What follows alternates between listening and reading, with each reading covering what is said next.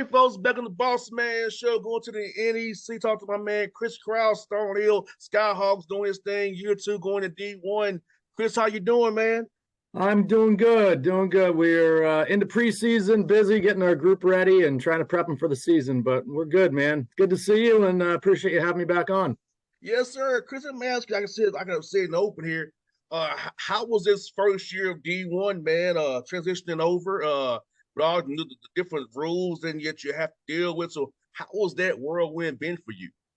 I mean, it was certainly a change, for us coming from Division II to Division I. A lot of nuances and differences that just we had never experienced. But as we look back and obviously reflecting on the season, we finished tied for second in the NEC. Unfortunately, we weren't postseason eligible last year, which the NEC has now made a new change in a postseason rule. So we're eligible to play in our conference tournament now. Had that been the case, I thought we had a really good team and finishing second. I think we had a chance to go at a title last year, but we really enjoyed it. We got a real taste right off the bat. Our opening game last year was at UConn, who happened to be, the national champs. And, for us to walk into to play the Huskies, and here we go, first game under the lights, 12, 13,000 people. It was really exciting. And our guys, our alumni, our school, to play there at UConn. We then went on the road at West Point and Army. We got our first win a couple days later. And we had a really good season, a really good fall, a non-conference schedule with some opening wins. We beat Holy Cross. We beat Binghamton on the road. Obviously the West Point win, and then jumping into league play just to learn about the NEC. I thought obviously as I mentioned, our record and where we finished, but I thought we were really competitive and proved that we belonged. We had some really good players, and our guys showed that, our Stonehill players, but also some of our Division II guys, they can really play. Andrew Sims was a first-team All-League player. Isaiah Burnett, second-team All-League. And then Max Zagorowski, who's back here with us this year, was third team. So we had three all-conference players. And yeah, we were really happy, really pleased with what we did. And it was great to see just the community here. There's so much excitement at Stonehill about, the Division I transition, the move, and obviously our season and schedule with how we did. And especially now we're going to go play Kentucky. We're going to play the Hurricanes then in Miami. We're going to play Rutgers. We're playing UConn again. We open up at George Washington. There's a lot of excitement and a buzz about this program at this level. So pleased and excited with year one, and we got a lot of work to get ready for year two here.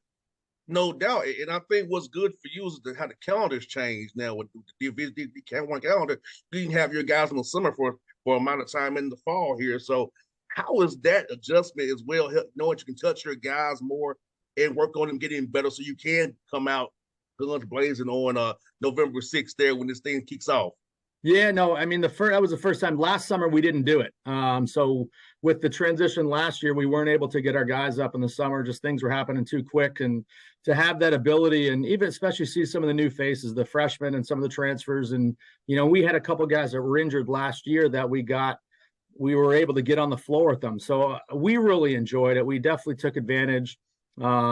Weight room, I think, is the biggest aspect where you can get your guys lift and get them stronger, or get them in a program of just some recovery situations that if they're at home, or as a Division II coach, we didn't have that luxury. And you hoped, and you would text them and talk to them and hope that they were doing it on their own at home, with their own trainers or in their gyms. But for us to have them here was great. Just you start preparing a little bit earlier. You start developing, working with them. I'd say personally, the flip side, it's a lot more work, on our side, on the coaching side and mine, just never having done that. I'm leaving home, leaving my kids at whatever time in the morning to go to the office and prepare a practice plan, meet with the staff and get on the floor. That was certainly different. So, some getting used to on my side administratively and things like that. But from a competitive hoop standpoint, it was awesome. I just loved working with the guys and loved getting them better.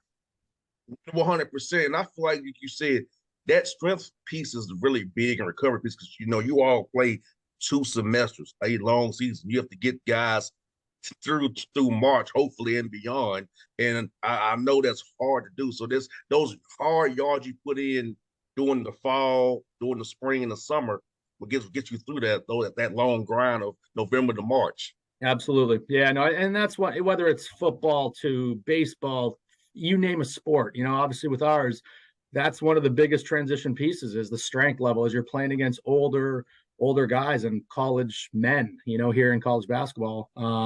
So these young kids and the high school freshmen, they got to get used to that. So the more time in the weight room and in the weight room doing things the right way for their bodies just, helps prepare them for what's coming. So it's a huge, huge part of it. And I think, Chris, what people don't understand is how important having a good strength coach is, because I know. that guys is lady is with the players more than you are. A lot of times, yeah. And they see a lot of stuff that you don't see. It helps keeps them from getting to you. But talk about how important the fans don't understand that strength conditioning role so important in a college basketball program.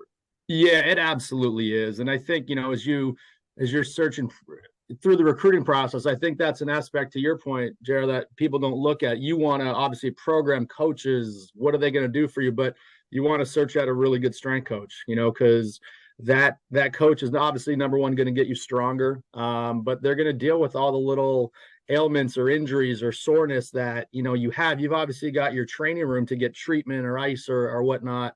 But your strength coach can prepare a program for you that can really set you up for your future and to help you on your path to reach your potential. And our guy, like we've got a great one here, Jason Aguirre, and Jay, like he individualizes the programs for each of our guys based on where they're at from freshman to graduate student, whatever the year. And then obviously with their injuries, with what they're dealing with to try to give guys what they specifically need. So and I'd say even for me, I don't think I realized this until years ago that the strength coach is so critical for the players, but it's also for a coach, where we're going into practice and we're preparing a week or a day and having conversation with him, knowing, okay, what did they do in the weight room? And hey, we were a little leg heavy today, or so we work together on that aspect to kind of just, give the guys what they need or what they should be doing based on, what our strength coach is involved with and everything. So, but yeah, it's such a huge, huge piece of conditioning and weight room training to get these guys to play at an elite level. And Chris, so this summer in the workouts that you had, who are some guys you think really got better on your roster? There's some newcomers coming in as well. So who are some guys who really popped to you doing workouts this spring and this summer?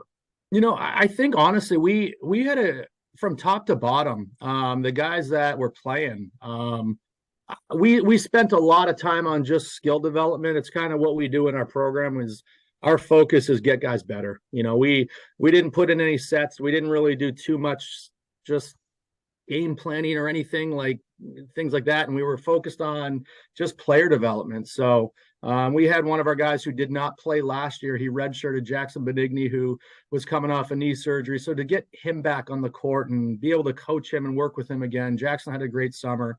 We had a couple guys that have transferred in. Pano Pavlidis from Hartford, who we were really impressed with and had a great summer. Shane Odell, a Division II player from College of St. Rose, who had he was recovering from an injury prior, but to get him back acclimated and working again, he's really talented and really good. Tony Felder, a transfer from VMI, who had a great freshman year, and then now he's with us. He was just fantastic this summer, showed a lot of leadership ability and his skill level, and just trying to figure him out, those three transfers. And, Tony, who's a point guard, and the ball is going to be his hands quite a bit, to see what they do. And they showed us a lot of ability. And then we had four freshmen, that all came in here and all showed that they belong, are really talented. There's a lot of upside with those guys. So it was kind of, from top to bottom, we just had our group that in skill level training with their screen situational stuff, shooting drills, one-on-one stuff. Guys just worked and they grew each and every day and week by week. So we're really pleased and really excited about the group overall.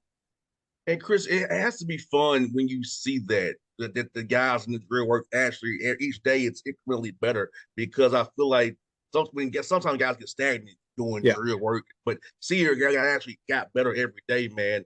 has to be really exciting when practice start opens up here on the 25th here for real. How like, hey, we got some we work with this year.